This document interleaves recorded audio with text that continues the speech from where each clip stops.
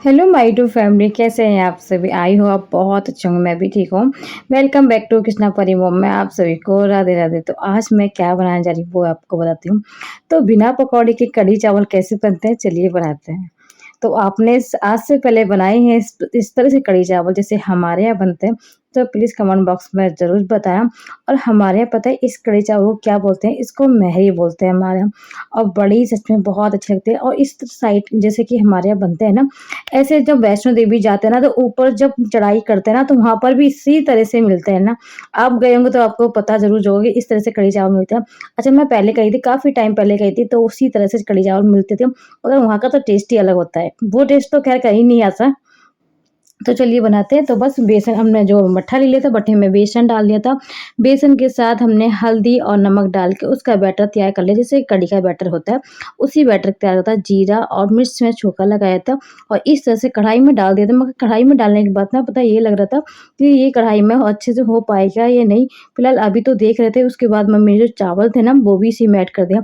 और ये कढ़ी चावल मम्मी बनाई थी, तो मम्मी के हाथ का अलग टेस्ट आता है ना, तो बस इसी वजह से मम्मी ही टेस्ट बना रही थी ये। तो इसमें हमने 1 कटोरी चावल डाल दिए हैं, जो नॉर्मल हम लोग खाते हैं, वही चावल धो के हमने इसमें डाल दिए हैं।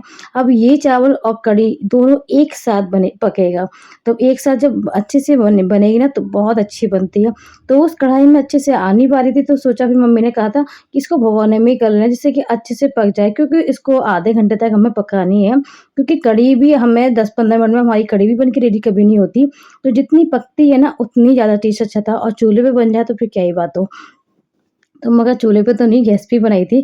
जब तक मैंने स्लो गैस कर दी थी और जब तक बन रही थी, जब तक सोचा बाकी काम है वो भी कर लेती हूँ, तो साथ के साथ दोनों काम एक साथ हो जाएँगे। तो बस साफ-सफाई तो सुबह जैसे कर लेते हो, सुबह के टाइम पे ये होता है ना कि इतनी भगदड़ होती है ना बहुत ज़्यादा। इधर इनके पापा का जाना, इधर कृष्णा का जाना, इधर परी, तो सबका एक साथ होता है, तो इतनी चहल-पहल सी हो जाती है ना। और जितने भी मैं साफ-सफाई, पोछा वगैरह करती हूँ, मगर नहा धो के सब एकदम निकलते हैं ना, तो सबके पैर वगैरह छप जाते हैं। तो फिर मुझे दोबारा ही करना पड़ जाता है। तो बस साथ के साथ मैं काम भी कर रही थी, और एक तरफ मेरा दिमाग ये था कि कढ़ी भी मेरी बन रही थी, क्योंकि मम्मी कुछ काम से कहीं चली गई थी। तो मम्मी और परी दोनों चले गए थे, बस मेरे काम खाना भी बनना है और मैं काम भी कर रही थी। तो बस एक बार मैं पूरे घर में एक सी झाड़ू लगा लेती हूँ। जब छोटे बच्चे हमारे घर में होते हैं ना, तो कुछ न कुछ गिराते रहते हैं। अक्सर होता ही है, आप कितनी भी सफाई करोगे ना, तो आपको कुछ न कुछ गिरा मिलेगा ही ज़रूर। तो बस वही मैं साफ-सफाई कर रही थी, और दीदी पता है बर्तन आ गई थी, इतनी बर्तन सब साफ कर रही थी, तो साथ के साथ वो भी सेट करती जा रही थी। तो बस एक पोर्शन साफ करा, उसके बाद किचन में आ गई थी। तो बस किचन के सारे बर्तन सेट कर दिए। किचन के बर्तन सेट करने के बाद तब मैं सोच रही थी किचन को क्लीन करके और फिर किचन की भी साफ-सफाई कर देती हूँ। तो आपसे एक रिक्वेस्ट करना चाहती हूँ कि आप मेरे ब्लॉग को ज़्यादा से ज़्यादा सपोर्ट दीजिए, मेरी वीडियो को लाइक कीजिए। अगर आपको कोई तो फ्रेंड, मेरी खाने की रेसिपी आप सभी को कैसी लगती है, प्लीज़ ये भी कमेंट बॉक्स में बताएँ। और पता है क्या होता है, अगर आप वीडियो को लाइक करते हैं और कमेंट्स करते हैं, ज़्यादा से ज़्यादा प्यार करते हैं, तो एक मोटिवेशन मिलता है और खुशी मिलती है, क्योंकि हमें इतना लंबा शूट करना होता है, उसको एडिटिंग करना होता है, तो उसमें भी हमें 1-2 घंटे लगते हैं। हम आप इतनी मेहनत करते हैं, उस मेहनत के बाद अब कोई हमें थोड़ी तारीफ़ कर दे और कुछ लाइक मिल जाए, तो एक मोटिवेशन हो जाता है और बड़ी खुशी मिलती है। तो बस इसलिए एक लाइक तो क बनता है ना, तो बस फटाफट से वीडियो को लाइक कर लेना। फर्स्ट बार मेरे चैनल पे हो तो चैनल को सब्सक्राइब कर लेना। तो बस के साथ में कढ़ी बन रही थी, बस किचन की साफ-सफाई सोचा कर लेती हूँ, क्योंकि थोड़ा बहुत जो सामान बचता है वो कटोरी में ऊपर ही रख देते हैं। जैसे कि आपको पता है कि रसोई मेरी ज़्यादा बड़ी नहीं है, छोटी रसोई होती है, तो उसको मैनेज करना पड़ता है। तो इसी वजह से छोटी-सी रसोई है, तो उसी को मैनेज करते हैं। सारे बर्तन वगैरह सब स्टैंड लगा रखा है, जिससे कि उस स्टैंड में पता है इतने सारे बर्तन एक साथ आ जाते हैं कि आपको पता भी नहीं चलता कितने बर्तन होते हैं उसमें। तो बस बर्तन सेट के साथ ही साथ सोचा किचन गैस भी साफ़ ही कर देती हूँ। जब झाड़ू लगा रही थी ना, उसके साथ-साथ अगर किचन में ऊपर का स्लिप सारा साफ़ हो जाए, तो सोचा कूड़ा भी एक साथ ही निकल जाएगा। तो बस एक साइड में देखो, अब तो कुछ बनना नहीं है और कढ़ी अभी बनने में टाइम लगेगा, कढ़ी चावल को। तब तक सोचा धीरे-धीरे काम भी होते जाएँगे और साथ के साथ खाना भी बन जाएगा, तो दोनों काम मेरे एक साथ हो जाएँगे। और फिर कृष्णा के स्कूल के आने का टाइम हो जाता है ना, तो फिर ये रहता है ना कि जब स्कूल से आता है तो वो आने के बाद आधा 1 घंटा रेस्ट करता है, उसके बाद खाना-पीना खाता है और फिर बस थोड़ी बहुत बातें वगैरह करके उसका ट्यूशन का टाइम हो जाता है। तो इसी तरह पूरा दिन हमारा ऐसे ही निकल जाता है, बस हमें 4 बजे के बाद थोड़ा लगता है कि फ्री, तो सोचते हैं कि थोड़ा मन करता है कि लेटने का, कि थोड़ा बहुत देर लेटो, तो बस 4 बजे के बाद ही सोचती हूँ, जब तक मैं सोचा स्लिप वगैरह मैं अच्छे से साफ कर लेती हूँ। तो एक कपड़ा मैंने गीला कर लिया था और एक सूखा रखा था, जिससे कि एक तरफ से गीले करके सारे पोंछते चली जाती हूँ और बाद में सूखा कपड़ा मार देती हूँ। तो इससे किचन ना बहुत अच्छे से साफ भी हो जाती है, हमारा जो किचन का स्लिप है वो भी अच्छे से साफ हो जाता है। उसके बाद जितना भी एक्स्ट्रा कूड़ा नीचे पड़ा था, उसमें एक बार झाड़ू मार के रसोई में और फिर से मैं इसमें पोछा वगैरह लगा दूँगी।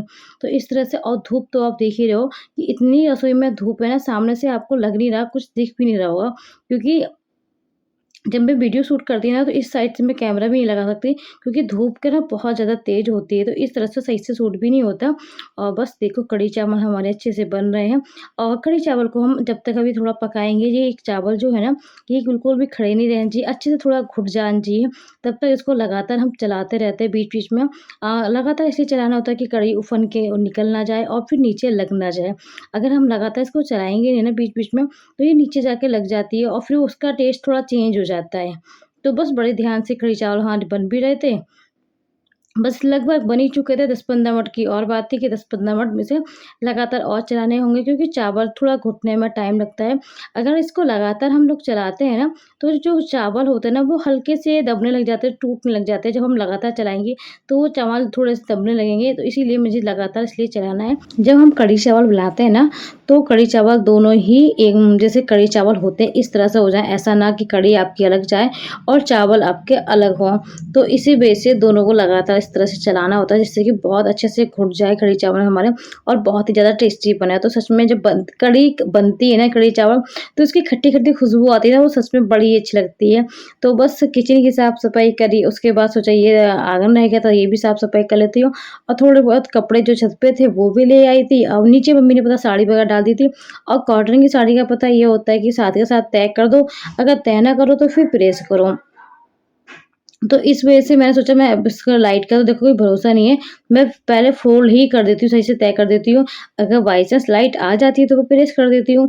तो इस तरह से कभी फ़ोल्ड्स गरम-गरम कपड़े को जो फ़ोल्ड करते हैं ना, तो एक तरह से ये होता है कि आप प्रेस ना भी करो ना, तो भी चल जाता है।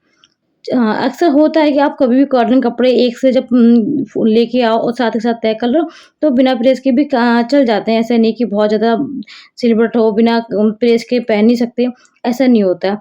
तो बस साथ ही साथ फ़ोल्ड कर दी थी और फ़ोल्ड करने के बाद बस इसको मैं रख देती हूँ, और अभी बस आँगन में रह गई थी, तो आँगन में भी झाड़ू मार लेती हूँ। और आजकल पता है इतनी धूप होती है, जब एक साथ इतनी गर्मी पड़ने लग जाती है, तो लगता है कि मौसम खराब ना हो जाए, क्योंकि अक्सर ऐसा होता है ना कि लगातार जब मौसम एकदम ना गर्मी से एकदम कुछ ज़्यादा ही, बहुत ज़्यादा गर्मी हो जाती है 2-3 दिन में ना, तो मौसम ऐसा लगता है कि मौसम खराब ना हो जाए। और पता है मौसम जब खराब होता है ना, तो अक्सर है यहाँ पे मौसम खराब होने के साथ ना लाइट चली जाती है, लाइट की समस्या बहुत ज़्यादा दिक्कत हो जाती है। तो इसी वजह से सबसे ज़्यादा डर लगता है कि मौसम ठीक-ठाक चलता रहे, जिससे कि लाइट का सही रहे, वरना लाइट का फिर ये रहता है 2 दिन 3 दिन नहीं आती लाइट। तो इस वजह से लाइट की वजह तो बहुत ज़्यादा प्रॉब्लम हो जाती है, बहुत ज़्यादा दिक्कत हो जाती है। तो बस आँगन में झाड़ू लगा रही थी, और देख रहे होगे आप कि कितना कूड़ा कर देते हैं बच्चे ना, और परी का कुछ ज़्यादा रहता है, कुछ ना कुछ उसको मिलता रहता है ना, तो वो कुछ ना कुछ देख के करती ही रहती है। तो बस अभी मैं चलाया ही थी, अभी बस 5 मिनट और पकेंगे अच्छे से, अच्छे 5 मिनट बनाने के बाद हमारे कढ़ी चावल बन के रेडी हो जाएँगे। और उसके बाद कृष्णा स्कूल से आए, उनको मुँह हाथ धोए और कढ़ी चावल हमने मिर्च और लाल मिर्च के साथ खाए। आज के व्लॉग यहीं एंड करते हैं। राधे